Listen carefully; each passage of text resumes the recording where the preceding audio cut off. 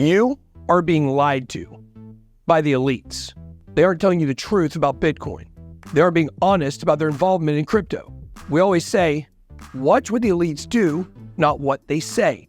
Bitcoin is exciting because it shows how cheap it can be. Bitcoin is better than currency. On Bitcoin, do you own any? Somebody gave me some for my birthday, and then a few years later I thought, hey, I'm going to sell that. So no, I would short it if there was an easy way to do it. They think we don't see it. We do. Some ignore it, others are oblivious. But those of us who see through it have a responsibility to warn people. And today, we begin my crypto warning to all of you.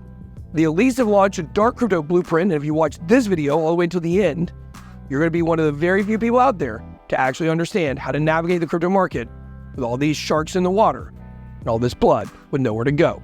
Let's get it.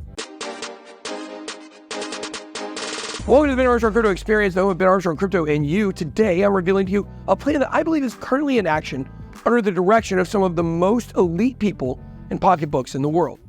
If you enjoy great content like this that helps you become a more informed crypto investor, make sure to smash that like button. This video is deep, and in my opinion, should wake some of you guys up. Every day I find myself getting less bullish on Ethereum and more bullish basically anything else outside of maybe Bitcoin at this point. Sometimes I start communicating things to the audience as I'm putting them together without me even realizing what it is I'm actually doing, what I'm putting together. A good example of this is the way I've been talking about Ethereum for the last 3 months or so. I went from insanely bullish to tempered expectations. Then specifically over the last month, I started telling people there's no point to hold Ethereum outside of diversification and lack of volatility to the downside like many of the other alts have. At least it's not as bad as other ones. Then out of nowhere it hit me. This is all by design, folks. Things don't happen by coincidence when money's involved. We're looking at the Bitcoin cycles changing in front of our very eyes. This bull run has started way too early. On another video, we'll look at how and why, but for today's video, I just want to focus on this elite master plan and how we can use it to our advantage. As I get going, I want you guys to understand, I do believe that what I'm about to tell you is true. Probably not exactly true, but strong enough that this will be determining my investment strategy for the top coins in my portfolio. As we go through this, make sure to drop your comments and thoughts down below. Now, let's start with the current landscape of coins. Number 1 Bitcoin, 2 Ethereum, 3 USDT, 4 BNB, 5 XRP, 6 Solana, 7 USDC, number 8 Cardano, number 9 Staked ETH, number 10 AVAX, number 11 Dogecoin. I think what we're looking at here is 6 coins that may virtually never, or at least not for a long time, fall out of the top 10 unless the stable coins can keep minting new grants at outstanding rates the whole bull market, which is what some say made the 2017 bull run roar, but I digress. Bitcoin, Ethereum, USDT, XRP, Solana, and USDC are going to stay in the top 10. The other 4 spots, I believe, are up for grabs, meaning no one project has effectively established its permanence in the space. Cardano obviously is relatively close. AVAX is showing potential, and everything with Dogecoin depends on what Elon Musk does with X.com and Doge integration. If it doesn't do anything, Doge falls to obscurity. If he does integrate it, Doge would instantly jump to S tier. There's only 1 of 3 S tier coins on my list. But since we cannot know if that's true or even have a leaning on which way he's going, I'm literally 50-50 on it. There are of course some other coins that certainly could fight their way into the top 10. Some have been there before, like Tron, Dot, Link, Matic, and SHIB. Others, new challengers like Toncoin. But right now, we're going through a transitional time in crypto for a lot of different reasons. Changes to the cycle. The stock to flow chart that was used all throughout the last cycle doesn't even really matter anymore. Other things, other changes. And we see changes in narratives like China going pro-Bitcoin and anti-Bitcoin and pro-Bitcoin over and over again. You would think they would be just as sick of us as we are of them. But people eat up these FUD stories in the crypto news media. The most important narrative change, I believe, we're seeing right now is TradFi attempting to gain control, not just of the money, but of the platforms.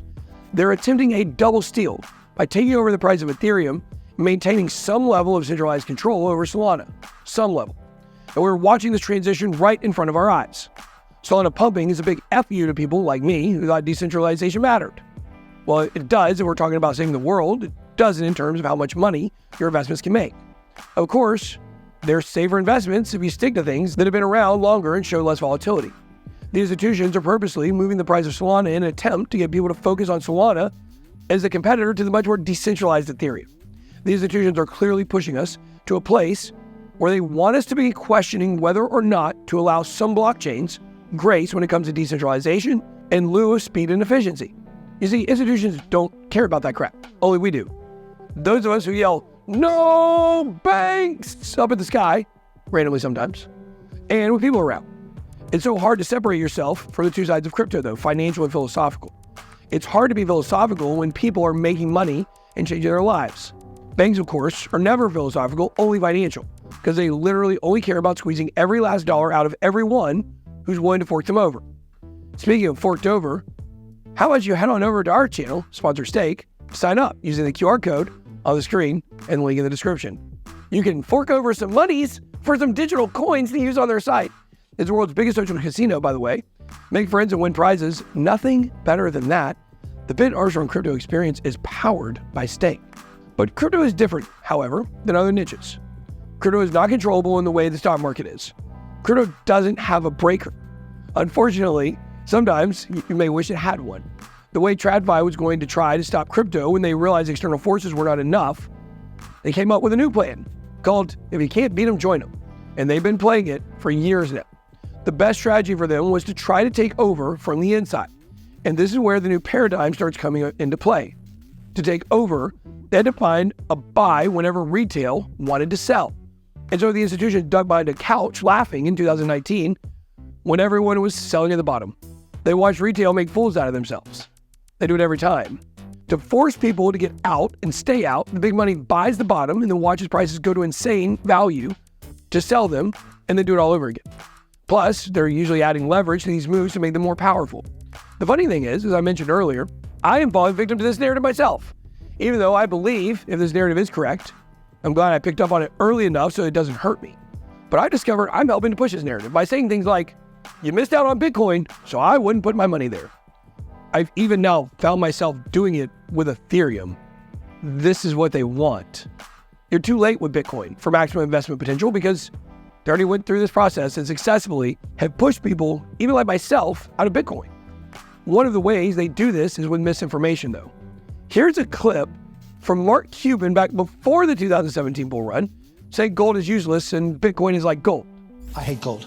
Gold is a religion. There's some fundamental value to gold, but everything else, it's a collectible. I see gold and Bitcoin as being the same thing. Now look at Mark Cuban today. He was crypto so much, he still is forward after getting hacked for a meek $900 million. What's the disconnect? Don't buy it while the price is low and I stack up. Then when I have enough, I'll sell it back to you when it's at the maximum price. And I'll talk about it nonstop so the price will never go back down. But wait a second. Here's the even earlier clip than the first one where Mark says, buy Bitcoin, WTF?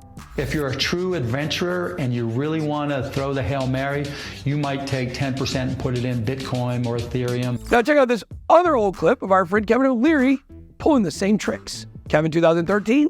That until yesterday, most people around the world never heard of Bitcoin.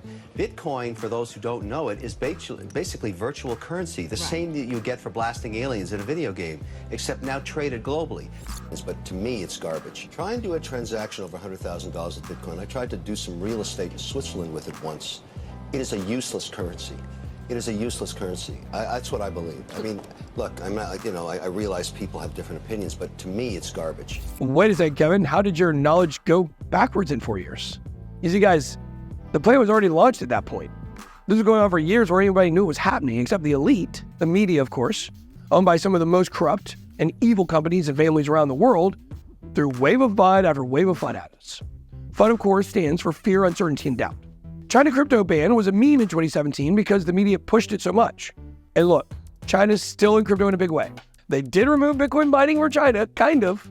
You see, China just dispersed its miners to other countries, played along to make it look like China doesn't have all the hash rate.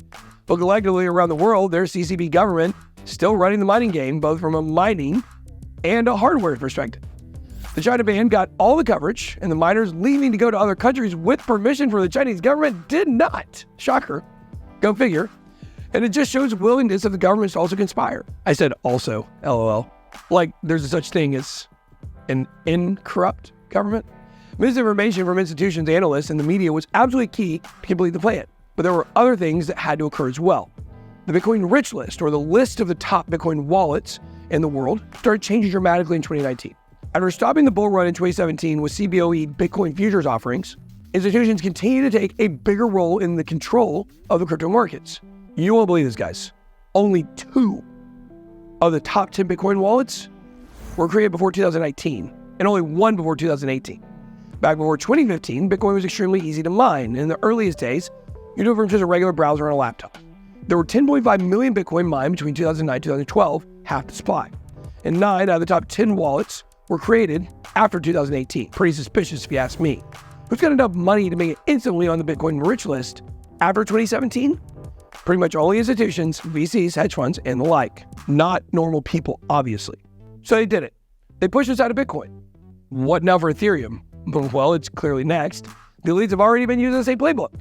If you've not checked out our explainer videos for any of the main coins we're talking about here, make sure to hit the explainer playlist so you can catch up. Link on the screen. But the battle for Ethereum has begun. The price has been intentionally suppressed to stay down. How do we know this? Ethereum hit its cycle low well before Bitcoin. When Bitcoin was pressed down to 15K, Ethereum held its ground above $1,000. And its cycle low was around 900. That's strange because alts actually bleed like crazy against Bitcoin during a time of panic and crash, but ETH held up well. This shows just how powerful the support was for Ethereum first out of Bitcoin. The 2021 bull run was epic, of course. Now, even before the halving, people are priced out of Bitcoin. This is the play that's already been enacted. Game over, right? Time to go home, right? Top altcoins, now we'll pump, right? On part 2, we're going to take a look at the next phase of the elite crypto playbook that we currently find ourselves in. I'm going to show you what the future looks like, or what it most likely will look like, how you can swim with the whales in order to make a big splash in your portfolio when this crypto tsunami comes crashing in, like a tidal wave of gains. Make sure to subscribe to the channel and turn your notifications on so you don't miss part 2. Hit the like button for me on the way out. It helps us keep the lights on. Be blessed.